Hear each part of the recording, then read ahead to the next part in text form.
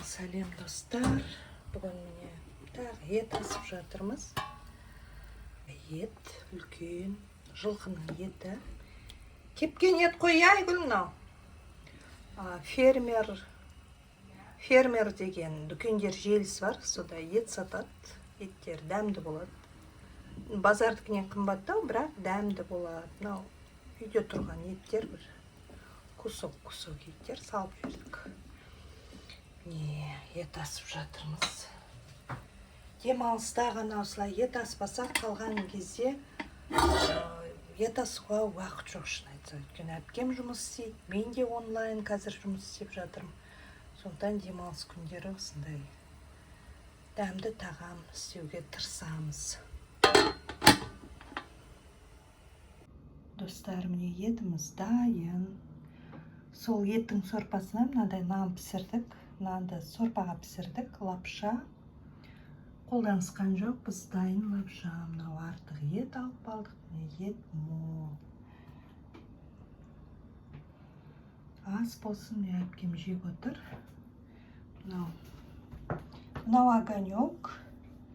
Огонекпен ет жейміз. Әпкем сорпа ішіп отыр неке.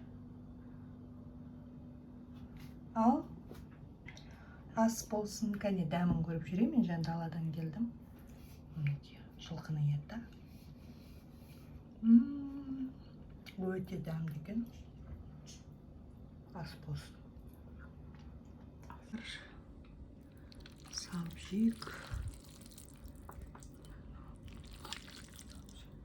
Неге салып алдым? Өткенде тұздық жоқ деп адамдар ренжіп еді. Неге тұздық та бар.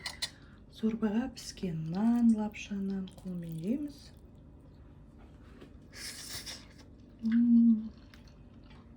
Өте дәмді екен.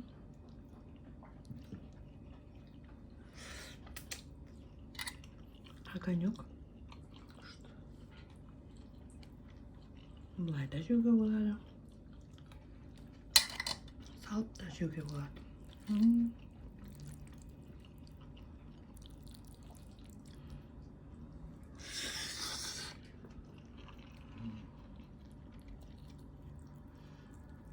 Еттің нанына, жайма нанның орнына слай лапша салсаңыздар да өте дәмді болады. Ал ас болсын. Амандықта кездесейік.